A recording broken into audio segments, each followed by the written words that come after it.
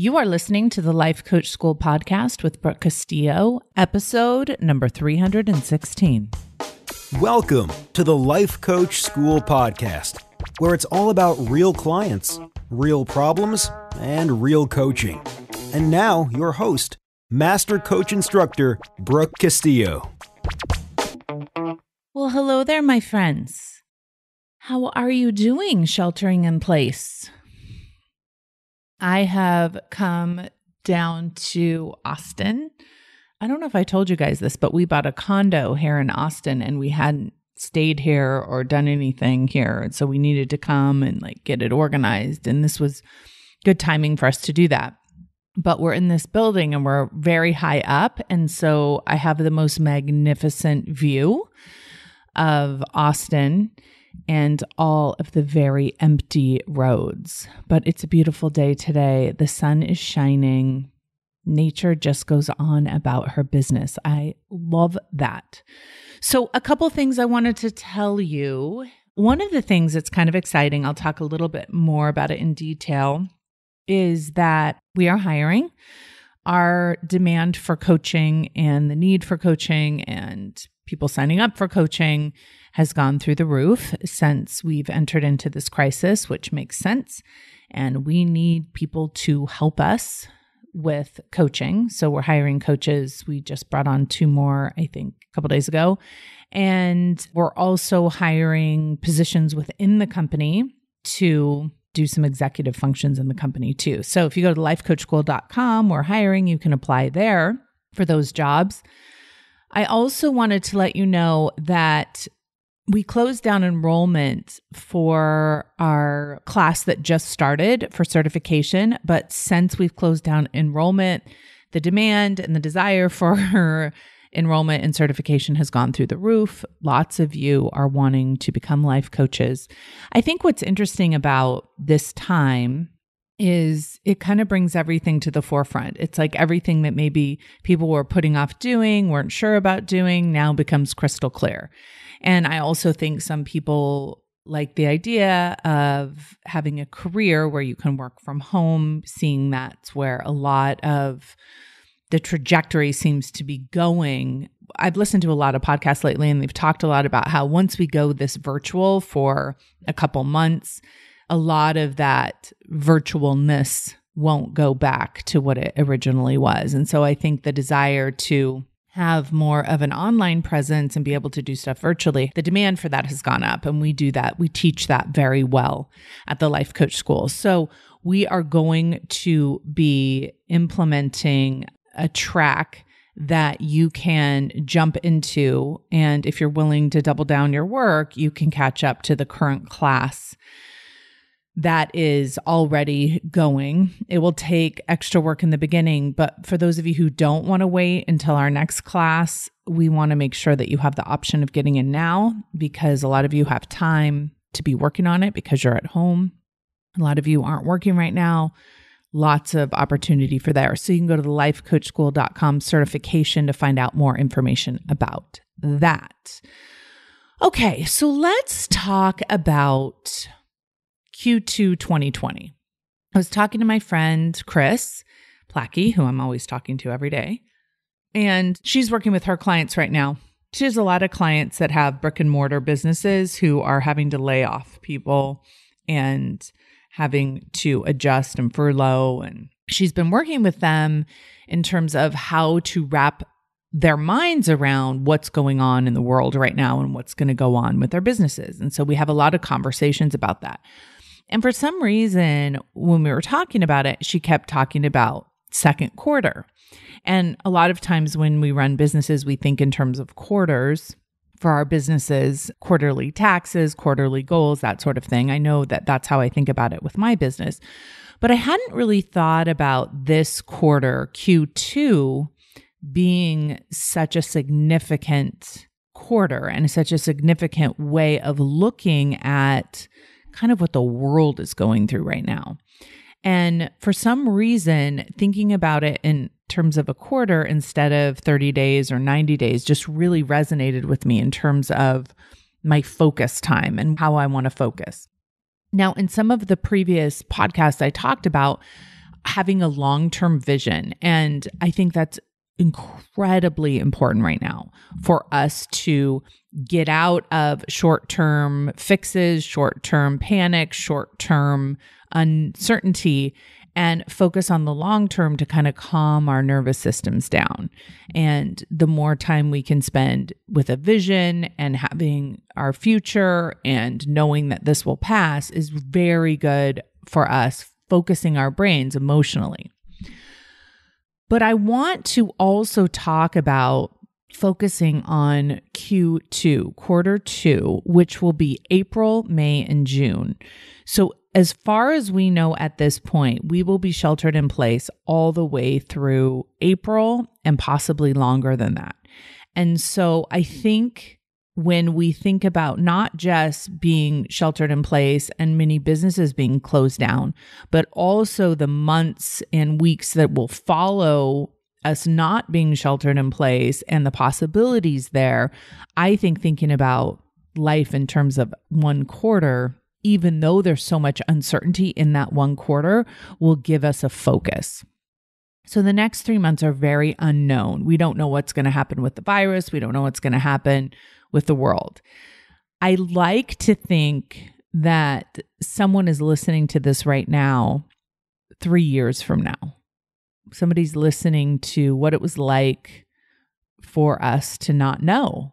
And 3 years from now, they'll be like, oh, look at what you guys were thinking back then. Look at how your minds were. Look at what you didn't know. It's kind of a trip to think about, right? That you right now are listening to me 3 years ago.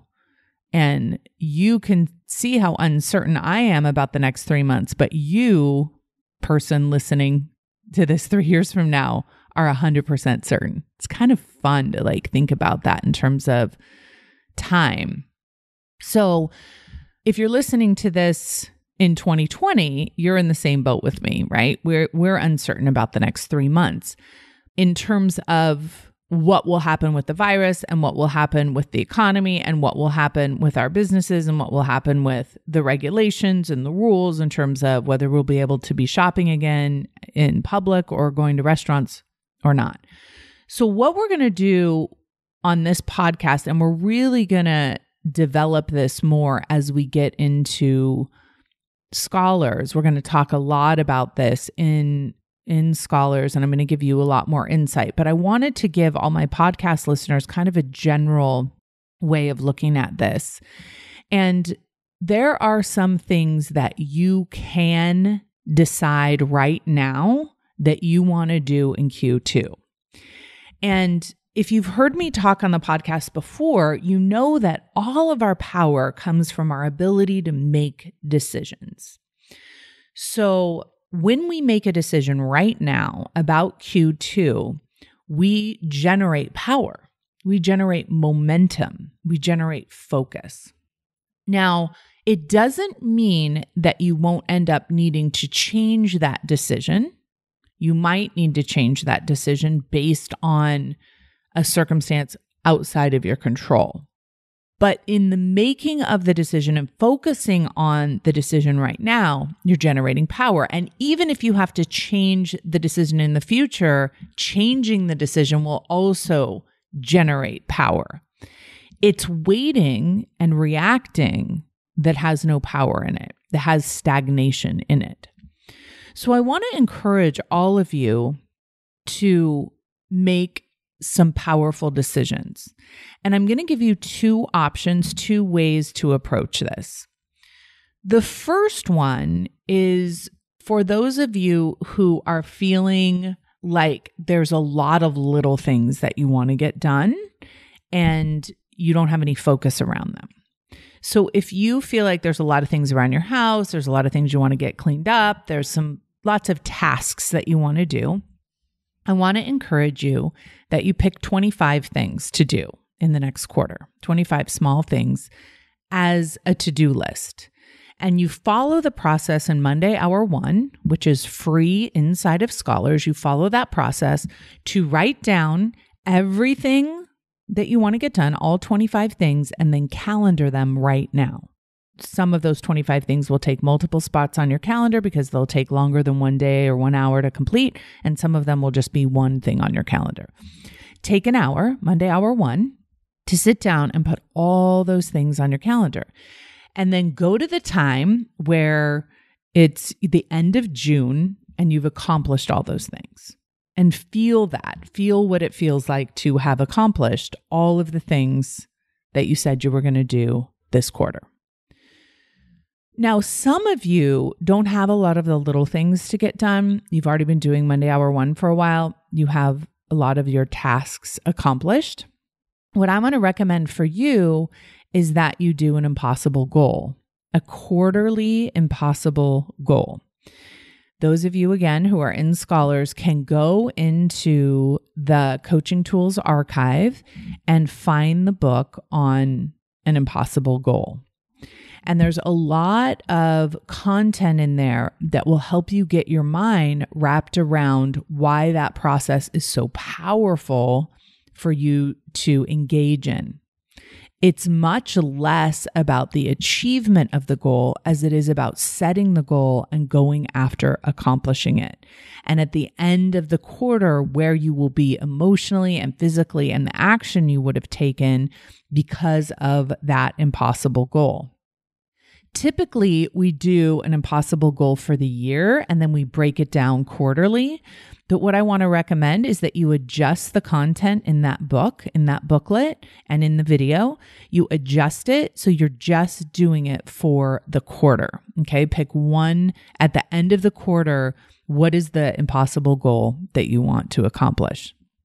I was recently talking to some of my coaches in our Slack channel, and one of the coaches had said was that when this all first started happening, some of her family members had come to her, and she's a life coach, had come to her and said, "Oh my gosh, this is such a scary time. Everyone needs to hunker down and hold on to their money and just wait this out."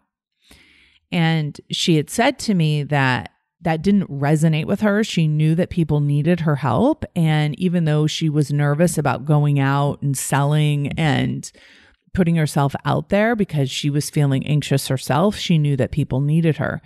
And she posted that she had her highest revenue month, her highest producing month, which was amazing, but even more amazing than that was all the people that she was able to help. And so she had felt like had she been nervous and scared and held herself back, that many people wouldn't have gotten the value that she had to offer them and the help that she had to offer them. And so even though some goals may feel impossible to you right now, that possibility, even just stating it as a possibility, will change your focus. So for example, a lot of businesses may feel like this is not a growth quarter. A lot of my clients may not feel like this is the quarter to lose weight, or this is the quarter to completely stop drinking. And what I want to recommend is that you consider yourself wrong there, and that you allow this to be the quarter where you do the impossible thing. Not only do you quit drinking, but you quit drinking during a crisis, or you cut back on your drinking during a crisis. Because if you can do it during a crisis, it'll be much easier afterwards. And this isn't the time for holding back in terms of creating value for the world, but you doubled down on creating value for the world and you had your most profitable quarter ever in your business. I want to offer that if your kids are home, you may think this is definitely not the quarter where I'm going to be cleaning out my house. But what if it was? What if this is the quarter with the kids home, with the homeschooling, that you actually get your house fully organized and systematized, even though you're working and taking care of the kids? It may seem impossible, but as you read through that content in that book, I want you to notice. Now, by the way, that book is in Scholars, so you need to be a member of Scholars to get in there. But if you're not in Scholars, I'll give you just a short summary of it. When you take a possibility that seems impossible and you state it as something that's possible for yourself, in that statement, your life changes. In that statement, you have created something. You've created a possibility and believed in it enough to make it something real that exists in the world. That doesn't mean the result is real in the world, but the possibility is real in the world. And that is a real thing that matters. I can't tell you, I learned about this process. I learned about doing this for myself. I'm going to say now it's been almost 5 years ago, and it completely changed the trajectory of my life. And so many of my students learning this process of stating an impossibility as possible and letting your brain kind of trip out on the impossibility of it is what creates growth and creates opportunity. At this time, many of us have so many negative thoughts, have so many anxious thoughts in our brain that we feel like we can't handle anymore. And what I want to suggest is this is the time to really allow yourself to see what you're made of, to see what you can create. So let me just share you briefly my process and what I've decided to do for Q2 2020. I have decided to offer more coaching sessions, classes, and group coaching sessions than we ever offered in Scholars. It will be our record. It will be the world record. So everybody who is in Scholars right now, who's been in Scholars for years, this will be the month where they get the most coaching, the most value that they've ever received in any month of Scholars. And we're going to, once we double down on that, I think we'll just keep continuing that because what we thought was possible was lower than what actually is. The other thing that I've decided to do in Scholars that's super exciting and fun and I'm looking forward to is I'm going to create a private podcast. So all the classes that are taught in Scholars are already fed to all of our students through the iTunes app, but it's private. Like, for example, you get my podcast now in that podcast app, but you can also get the Scholars one fed into that same app. So it's super convenient. And one of the things I've decided to do is I want to have the private podcast go into Scholars, but I want to also add additional private podcasts. So it's not just the classes that I teach in Scholars, it's also additional content. So here's what I want to do. Here's my idea. When I was driving down here to Austin, I called Cara Lowenthal. Many of you know her. And she's in upstate living with her mother right now, sheltering in place. And I wanted to see how she was doing and I wanted to talk to her.